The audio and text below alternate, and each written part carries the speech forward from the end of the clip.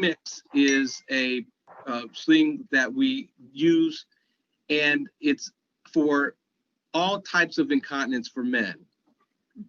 And so we are, I'm very happy to be able to speak to you. It's one of my favorite slings to use because it's very versatile and it's very effective at treating all types of incontinence.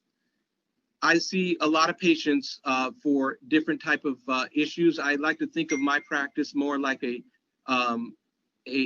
my full title is Female Urology. I think of myself as more avoiding dysfunction specialist. And so I take care of that, and this includes male incontinence. So I have no financial disclosures. So I'm going to start with the patient selection. And so the male patient selection is important when we're determining what surgical procedure we're going to offer the patient. We like to start with mild incontinence, which will be, in my opinion, less than 1 pad per day. Some doctors like to do this in pad weights, and we'll get to this in the next slide. But in all generalities, I like to make it simple for patients when we're evaluating them.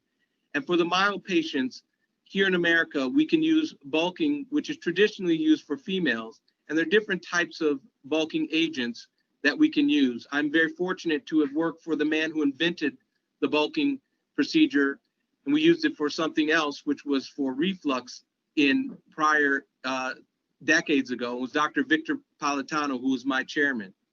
Now we use different agents, but microplastic, coaptite, and a newer substance, which is available in Europe and not quite yet here in the United States, called Bulkamid. The thing also we can use for mild patients are what's called ProAct, which is these inflatable balloons that go on either side of the urethra, and they coapt the lateral aspect of the urethra, and that can actually be adjusted as time goes on. The Advanced Sling, which is more like a TOT sling for all the female urologists and urogynecologists in the room. This is a very familiar type of process that goes side to side. And then the Remeex sling, which we're here to talk about today, which is more like a TVT, or like I like to think of it, more like a pubovaginal sling. And that's why it's become very familiar to place this sling, because it's very familiar to everyone in this audience in terms of how they're going to think about this sling. The moderate leakers, we're going to say 3 to 5 pads per day. We can do what's called a virtue sling, which I like to think this is a lot like a TOT also. It goes on the bottom of the urethra, and it kind of gets its continence from side to side pressure. And then obviously the Remeex sling, and then doing a Adams, which is a newer sling, which is also an inflatable sling that gives compression from the bottom also. But it also like to think of this like a TOT also. And for severe patients, generally we're going to use an artificial sphincter. And how I classify severe patients is what I call gravitational leakage. And what that means is that they're just standing there and they're leaking out without volitional voiding. But some patients can have severe leakage and have volitional voiding. And I think in those patients, a Remeex sling can be an alternative in those patients also. And where Remeex is really ideal is in radiated patients, because for the prior slings that we discussed, they're very difficult to place and or get continence in a radiated patient, because it requires significant lifting of the urethra, and radiated tissues are very difficult to displace anteriorly. Again, I want to go over this. It's pad weight tests, mild to moderate. You see the breakdown into what we would offer a patient in these different situations. The Remeex device itself, it comes with a manipulator, which is I like to think of it like a screwdriver, which actually turns the versitensor, which is a spool that brings up the tensioning and can adjust the sling.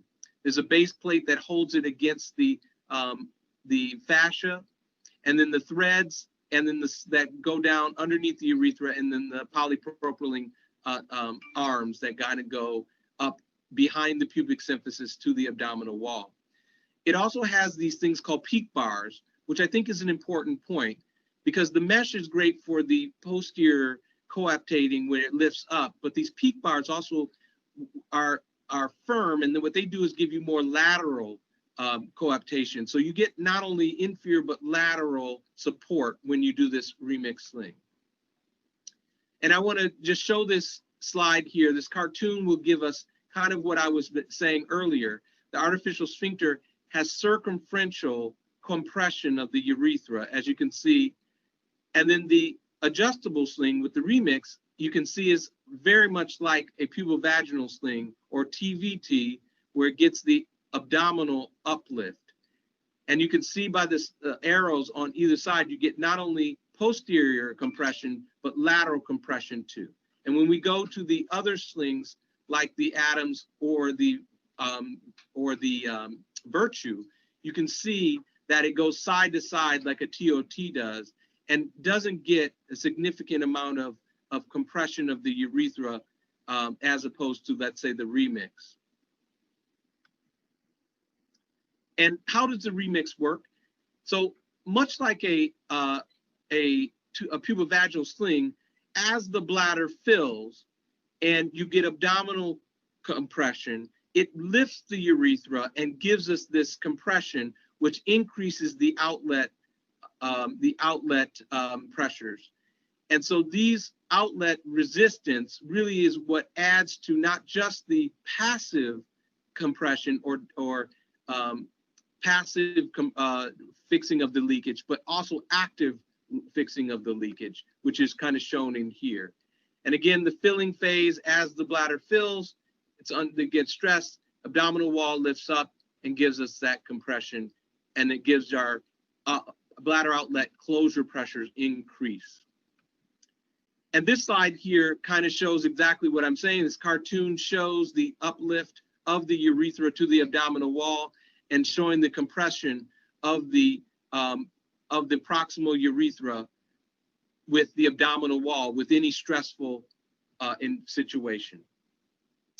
So my personal experience, I've done 20 patients in the last 2 years, and I have a high patient satisfaction because all the patients, all 20 of them, were continent. Now, my continence in my outcomes is with less than 1 pad a day. They can be, when I put less than 1 pad a day, it's generally just a few drops that most of these patients have, and they are highly happy with this. 5 patients required subsequent adjustments, which is important because some doctors want to know how often do you have to do this. So generally you adjust the patient about the first or second day after the surgery. You remove the tensing device, and then they'll come back within a month. And if they have any more leakage, then you would redo them. But my patients generally were dry at 1 month. And I've had the 5 patients that required the subsequent readjustment were generally around 1 to 3 months that I had to redo them. And then all of those patients are dry. I have not had to do a third adjustment on these patients as of yet. The patients where I think that this is a really good idea is patients who failed the slings, a sphincter. Almost everyone in here probably knows about these sphincters. And one of the downside to a sphincter is that they have atrophy that occurs generally between 3 and 5 years. And we have to come in and remove those patients' sphincters and replace another one. So what I did in those patients is essentially deactivated the sphincter and see if they were gravitational versus volitional voiding leakers. And all 10 of them were volitional voiders.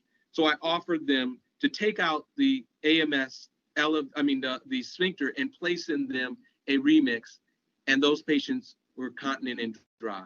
And again, like I said, ideal for the radiation patients. So conclusion, it's a great tool for all types of patients, mild, moderate, and even some severe patients. It's easy to place. It's very familiar to everyone in this room in terms of the way that it's done, because all of us are very well versed in doing TVTs or pubovaginal slings. We have the ability to increase or release the tension if the patient needs, if it goes in retention, to release it, or increase it if they're having any leakage where the sphincter currently does not have that ability. And it's a low rate of complications compared to the sphincters. And I'll let Dr. Arando talk about this a little bit more in his talk that's to follow mine. And the higher success rate than the other non-adjustable slings that we just mentioned. Thank you very much. Gracias for allowing me to speak to you today. And I hope that you enjoyed the talk.